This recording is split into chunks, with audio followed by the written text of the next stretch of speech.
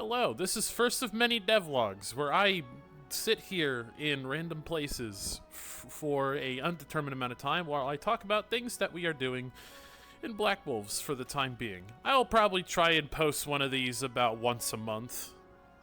Keep y'all updated on the update for the map. In terms of maps, currently our map team is hard at work getting these maps done in a reasonable time frame. In terms of this map, like I said in the map showcase, this map is using the Mesh Baker for optimization purposes. I have the stream camera open and I have 30 to 40 frames on my own. So, this map will be plenty optimized for those who have not that good computers. On top of that, there will be performance options for you.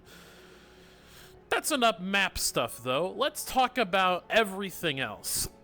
So, let's start with Season 2 and how we are approaching, how we're setting up the season. Instead of doing back-to-back combat missions where it can easily get,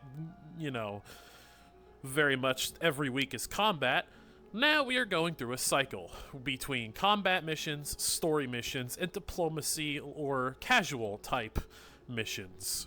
We will be cycling throughout these, so it's not just combat every week. This is to really just, make sure that the pacing of the story is good. Because in Season 2, we are focusing on story a lot. But, trust me, combat people, you will have plenty to do. Character arcs. Basically, we're going to be doing it, we're going to cycle it every 2 sessions, where, for example, one session there are 2 character arcs, and then 2 sessions go by without any character focused stuff, more like mission focused or story focused, and then after that, that will be once again another whole character session. However, we will make sure there's 2. This is to make sure that if one person calls out, somebody else can have their moment. But if all goes well and all those people show up that session, there will be 2 character arc sessions every other 2 sessions to make sure everyone gets their spotlight right. Now for more stuff that we are working on. Resource management.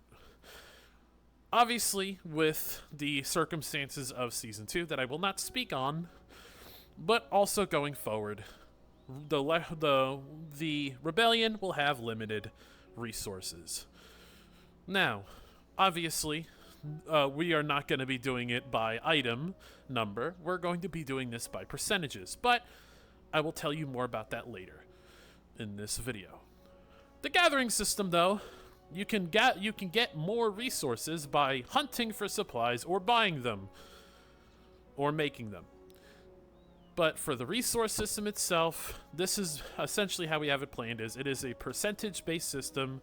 A percentage is taken of certain resources per session for daily necessities such as food or water. There are multiple lists for different supplies, obviously, such as medical, engineer supplies, etc., etc.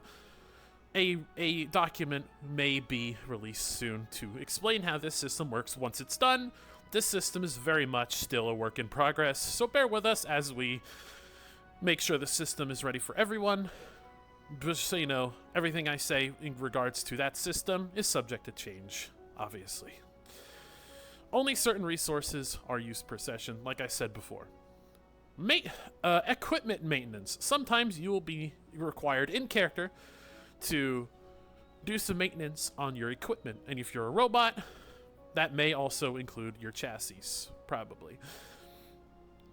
This is also a work in progress thing. We have not written anything down yet in regards to that.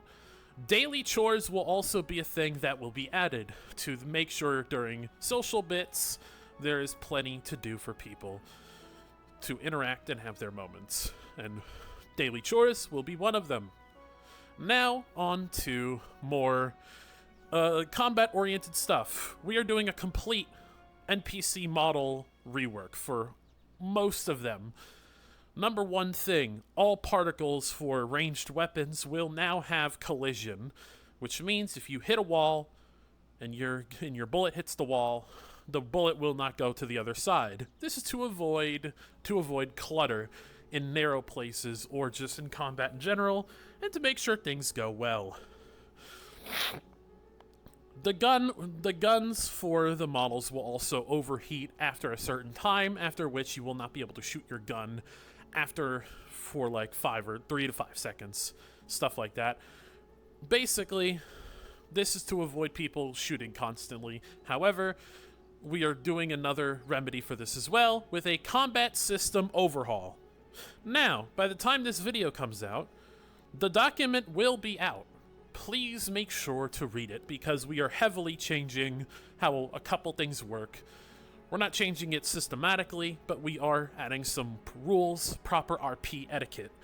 There will be a workshop done soon. More details will be announced once we are done figuring out the when. Furthermore, we have made a change to the cloaking. We are still making sure cloaking is fair, but we are increasing the cost a little bit and adding a cooldown. And now, cloaking, instead of a per minute, we're gonna do it per cast, which means the second you activate cloaking, the cost is gonna be taken then.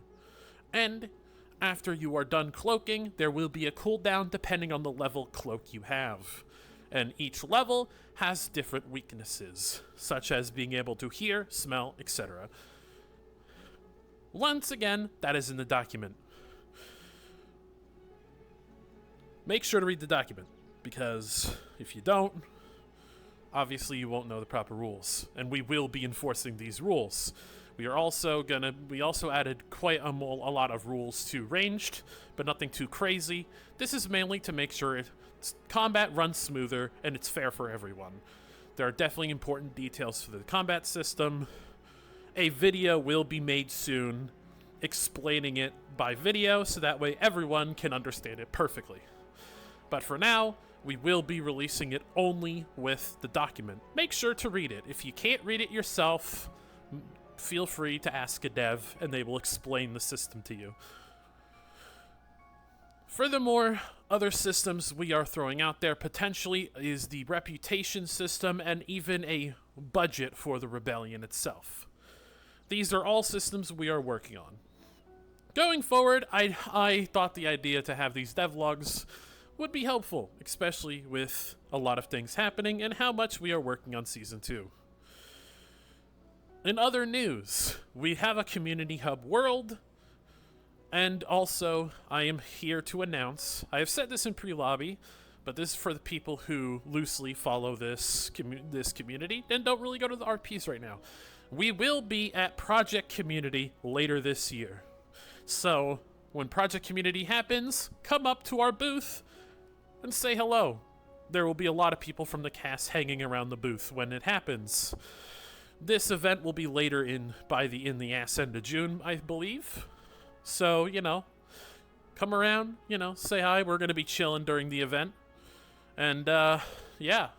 Furthermore, in the future, we might be doing crossover sessions with Cosmic Veil. However, these are entirely optional on the person, and whatever your character does or happens to them in that session will not cross over to Black Wolves.